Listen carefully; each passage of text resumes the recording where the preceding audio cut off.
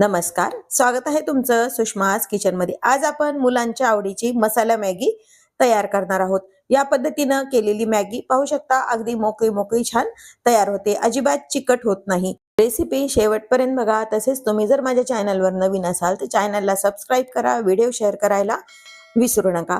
आता आपण मुलांच्या आवडीची झटपट मसाला मॅगी तयार करायला सुरुवात करूया। मॅगी बनवण्यासाठी इथे मी कढई गरम करायला ठेवली। अर्धा पळी मी यामध्ये तेल टाकून घेतलेलं आहे। मध्ये अर्धा चमचा बटर पण मी टाकलेला आहे। बटर हे ऑप्शनल आहे, नाही टाकलं तरी चालतं। बटर छान मेल्ट करून घ्यायचंय। तिला तेलच टाका, बटर जर टाकलं तर एखाद्या वेळेस जळायला जातं, म्हणून मग शक्यतो तेल आणि बटर असं वापरलं जातं। छान मेल्ट झालंय। यामध्ये कांदा टाकून घ्यायचा। एक छोटा कांदा मी बारीक चिरून घेतलेला आहे। यामध्ये मी ज्या भाज्या वापरते याचं प्रमाण तुम्ही तुमच्या आवडीने कमी जास्त करू शकता, किंवा मग ज्या भाज्या तुम्हाला हव्या आहेत त्या पण तुम्ही यामध्ये वापरू शकता। थोडासा कांदा आपल्याला बटरवरती परतून घ्यायचा आहे। अगदी 2 मिनिट। यात ज्या भाज्या वापरल्या त्या अगदी खूप छान असत्या, जास्त अशा मऊसर शिजवायच्या नाहीत। दाताखाली आल्यानंतर थोड्याशा कच्च्या राहील इतपतच आपल्याला हे शिजून घ्यायचंय। मिनिट कांदा छान परतून झालाय। एक छोटा टोमॅटो मी यामध्ये टाकून घेतलाय। त्यासोबतच फ्रेश मटारच्या शेंगाचे सोलून घेतलेले मटार वापरते। तुम्ही यामध्ये फ्रोझन मटार पण वापरू शकता। थोडेसे मटार मऊसर होईपर्यंत आपल्याला परतून घ्यायचे। तर मटार थोडे पटकन मऊसर व्हावेत त्यासाठी मी यामध्ये एक चिमूटभर मीठ टाकून घेतलंय। 2 मिनिट झाकण ठेवून मटारला छान वाफ येऊ द्या। झाकण काढून पाहूया, मटारला छान वाफ आलेली आहे। थोडंसं आपण याला परतून घेऊया। आता यामध्ये आपल्याला एक बारीक चिरून घेतलेली हिरवी मिरची टाकायची आहे। मुलांना छोट्या जर करत असताल, तिखट चालत नसेल तर मिरची नाही टाकली तरी चालते। मिरची 2 मिनिट परतून झाल्यानंतर यामध्ये मी काही भाज्या वापरते।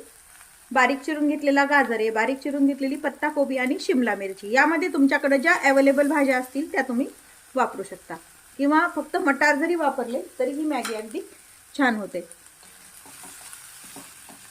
भाज्या अर्ध्या कच्च्या आपल्याला शिजवून घ्यायच्यात, म्हणजे पाणी न टाकता फक्त 2 ते 3 मिनिट छान परतून घेऊया।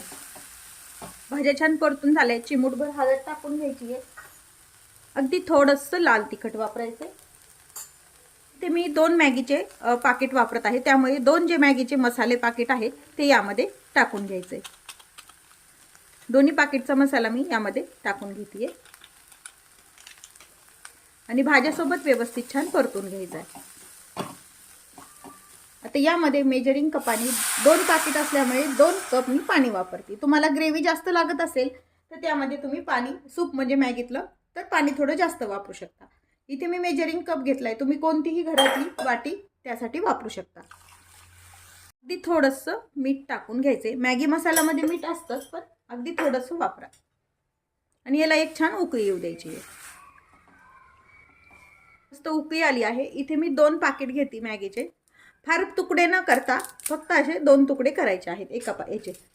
तुम्हाला जर जास्त लांब नको असतील तर याचे 4 पण तुकडे तुम्ही करू शकता, किंवा यापेक्षाही लांब लांब नूडल्स हवे असतील तर तुम्ही फक्त 2 साइडनं पण कट करू शकता। आता मॅगी छान 2 मिनिट व्यवस्थित शिजवून घ्यायची आहे।